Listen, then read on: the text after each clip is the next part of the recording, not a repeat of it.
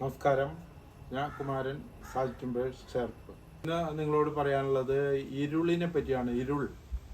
ഇരുളിനെ വേറെ ചില സ്ഥലത്ത് എന്തോ കടമരെന്നോ മറ്റോ ഒക്കെ പറഞ്ഞു കേട്ടിട്ടുണ്ട്. തെക്കോട്ട് കടമരെന്നോ മറ്റോ പറയാൻ തോന്നുന്നു.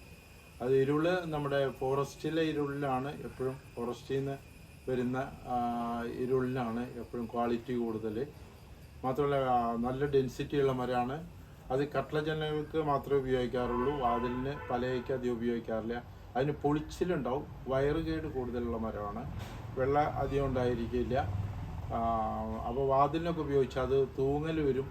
മറ്റുള്ള മരങ്ങൾക്ക് പണ്ടത്തെ കാലത്തൊക്കെയുള്ള മേപ്പരകൾക്കെല്ലാം കഴുക്കോല്, പട്ടിയ, ഉത്തരം ഈ കാര്യങ്ങൾക്ക് ഉപയോഗിക്കുന്ന മരം ഇരുളാണ്. ഒരുപാട് ലൈഫ് പീരീഡ്, ഒരുപാട് കാലം നീണ്ടു നിൽക്കുന്ന മരമാണ്.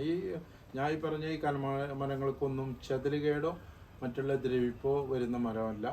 പഴയ കാലം മുതലേ നമ്മൾ ഏറ്റവും അധികം ഉപയോഗിച്ചിരുന്ന മരം, പ്രത്യേകിച്ച് തൃശ്ശൂർ ഏരിയയിൽ ഇരുളാണ്.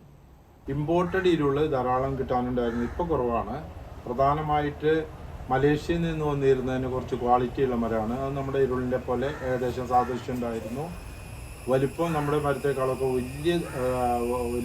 വലിപ്പം കൂടിയ തടികൾ വന്നിരുന്നു. അതിപ്പോൾ ഒരു 3-4 വർഷമായിട്ട് അവിടെ നിന്ന് വരുന്നില്ല. ആ മരം തരക്കമില്ലാത്ത മരമാണ്. നമ്മുടെ ഇരുളിനെ പോലെ ലൈഫ് പീരീഡ് ഉണ്ട്, നല്ല മരമാണ്. അതിന് പിൻകോട എന്നാണ് അറിയപ്പെട്ടിരുന്നത്. ഇപ്പോൾ അതിൻ്റെ ഡ്യൂപ്ലിക്കേറ്റ് പല മരങ്ങളും വരുന്നുണ്ട്. ഈ മരങ്ങളൊന്നും ക്വാളിറ്റി ഇല്ലാത്ത മരങ്ങളാണ്. ഒരു 10-15 വർഷത്തിൽ കൂടുതൽ ലൈഫ് കാണുന്നില്ല.